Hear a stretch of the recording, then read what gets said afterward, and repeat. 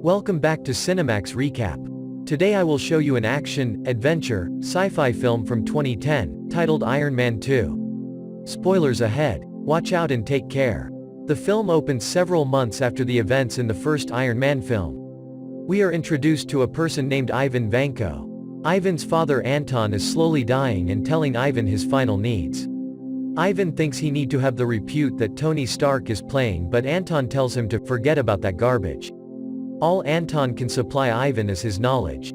Ivan takes a blueprint that has his father's call on it, and additionally the name of Howard Stark, Tony Stark's father. Ivan then sets approximately recreating the arc reactor and begins constructing his very own weaponized suit.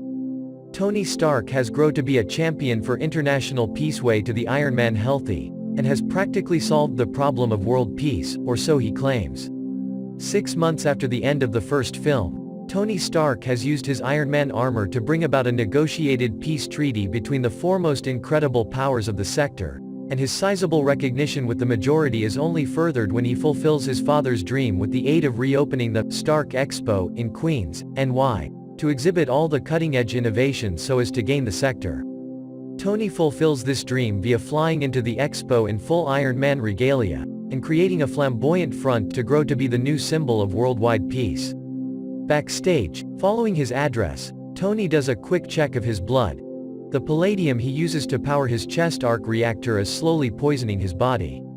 After the occasion, Tony and Happy are leaving whilst they are approached by way of a woman who palms Tony a subpoena, summoning him to a Senate Armed Forces Committee listening to. Tony and Happy decide to take a Avenue experience to Washington, D.C. in Tony's new Audi R8. The next morning, throughout the Senate hearing, Tony's typical emblem of humor becomes the middle of attention, even as absolutely ignoring the fact that the authorities has classified the Iron Man armor as a weapon. Colonel Rhodes provides the investigation into the occasion surrounding Iron Man's introduction. However, Senator Stern, the committee chairman, takes his remarks out of context. With Justin Hammer of Hammer Industries present, Tony gives a rebuttal displaying that he's Iron Man and will not part together with his armor, likening handing himself over as being tantamount to indentured servitude, and proceeds to hack the committee's computer systems to expose that numerous tries at copying Tony's in shape, from Iran, North Korea, or even Hammer itself, are whole screw-ups. North Korea's is top-heavy and collapses effortlessly. Iran's crashes into the floor and explodes, at the same time as Hammer's match turns around 180 levels at the waist and severs its pilot's spine. With his ordinary swagger, Tony nevertheless refuses to turn over the Iron Man armor to the government and walks out of the hearing. Back at domestic, Tony is on Jarvis reading the trendy prototypes and tendencies for the Iron Man match, and Pepper enters and the two argue approximately the future of Stark Industries. Tony is telling Pepper that he is making extra cash off the organization's common stock than he ever did as CEO. He decides he's had sufficient of being the CEO and wants to attention totally on developing Iron Man. He decides to employ Pepper as the brand new CEO, leaving her taken aback. The subsequent day, a adorable notary public enters to have Tony officially sign the agency over to Pepper. Tony is undergoing combating schooling with Happy and plays an unlawful flow on him, getting it harassed with MMA. The notary's name is Natalie Rushman, and he has Happy deliver her a boxing lesson, and while searching up her bio, Natalie plays a TKO on Happy, using a takedown that suggests there is a great deal more to her than there appears. Tony heads to Monaco for some much-wished R&R. At a reception earlier than the Monaco 500, wherein Stark Industries is sponsoring a driver and has entered a Formula One racer, Tony is greeted by using his preferred, Vanity Fair, reporter Christine Everhart, who desires Pepper for the duvet of the following trouble, a good way to introduce her as the brand new Stark Industries CEO. Justin Hammer additionally takes place to be there. They also greet Tesla Motors CEO Elon Musk, who wants a panel at the Stark Expo to exhibit his present-day invention. Tony takes every other analyzing of his blood, finding that the palladium poisoning has elevated. Tony comes to a decision that he's going to be using the Stark Industries vehicle in preference to the driving force that became pre-selected. Stark starts the race, but unbeknownst to him, Ivan Vanko has joined one of the race's pit crews. Under his bounce match, Vanko wears a harness with big energy whips powered by way of the arc reactor he'd built after his father died. Vanko makes use of the whips to slice one vehicle in half cause a big pileup and ambushes Tony. As Vanko is wreaking havoc on the music, Happy and Pepper rush to deliver the briefcase Happy consists of with him to Tony. Vanko makes use of his electric-powered whips on the Rolls-Royce Phantom that Happy and Pepper are in, and after repeated ramming tries, Pepper finally manages to offer Tony the briefcase. Tony turns on the case that's a portable model of the Iron Man armor. After a furious battle, Tony is able to defeat Vanko via manually pulling out the arc reactor battery that powers his whips, crushing it after he has Jarvis analyze it. The police clutch Vanko and take him into custody, the defiant Vanko yelling at Tony, "You lose." The entire crowd is taken aback at what they've just witnessed. Justin Hammer, however, believes that Vanko may be put to better use. Stark gets a personal meeting with Vanko in custody. Vanko asks Tony what it seems like to be a useless man and that palladium inside the chest is a completely painful manner to die. Stark tells Vanko that makes two of them.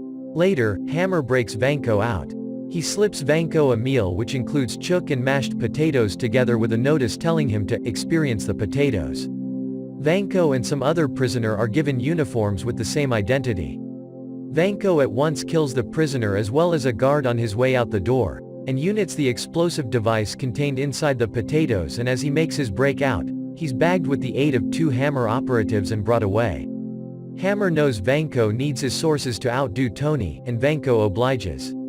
Hammer then hires Vanko to construct armored fits primarily based on present designs. Vanko tells Hammer they're doing everything incorrect. He additionally requests that Hammer retrieve his pet cockatoo from his home in Russia. On the plane lower back domestic, Tony and Pepper are watching the aftermath of the events that happened and are watching as an alternative angry Senator Stern unload his frustrations with Tony on the O'Reilly factor. Stern is saying that Tony Stark lied to the Senate Armed Forces Committee, and that he's in chance of being arrested on legal perjury expenses. Stark had advised the Senate that other countries, in addition to Hammer Industries, have been 20 years far away from having whatever that remotely resembled Iron Man. However, Vanko surprised every person by making an working replica of the arc reactor. Tony affords Pepper with a gourmet meal and goes to inform her the fact. However, they have an ungainly second as Pepper is aware of that something is up and that Tony isn't telling her the complete reality. Back domestic, Tony is using Jarvis to conduct investigations into Ivan Vanko. He reveals that Vanko's father Anton Vanko changed into Howard Stark's accomplice and one of the co-founders of Stark Industries. Howard Stark found out that Vanko was conspiring to promote weapons to the Soviet Empire and had him arrested for treason and deported to Russia, where he became imprisoned. His son were searching for revenge towards the Stark Empire ever due to the fact that, while sitting in one of his warm rods in his basement, Tony almost collapses and is discovered with the aid of Rhodes, who tells him that this is not a very good look for him. He suggests Rhodey how the palladium is slowly poisoning him. Rhodes additionally tells him that he's been scuffling with the Pentagon by means of preventing them from coming to his Malibu residence and taking his fits for use for weaponized functions. Tony prepares for what he believes can be his final birthday celebration. He asks Natalie what she might do if this had been her ultimate celebration. Natalie responds that she'd do something she desired with whoever she wanted to do it with. While at the birthday party, Tony is quite drunk at the same time as sporting the Iron Man suit and behaving recklessly with its weaponry. In the history, Pepper and Rhodes are discussing that he has gone manner off the deep end. Rhodes tells Pepper that he is uninterested in managing the Pentagon and the Senate Armed Forces Committee. Rhodes, eventually having enough of Tony's antics, goes and dons the silver Mark II suit. He then demanding situations Tony to a fight, wherein Tony has the in-house DJ play a few right history tunes. The warfare results in a stalemate and Rhodey flies off inside the Mark II armor, turning in it to Navy authorities at Edwards Air Force Base. Justin Hammer is later invited to observe the suit himself and presents them with advanced weapons to arm it. The next day, Tony is on the famous Los Angeles landmark donut shop Randy's Donuts, sitting in the Iron Man in shape atop the well-known large plastered donut.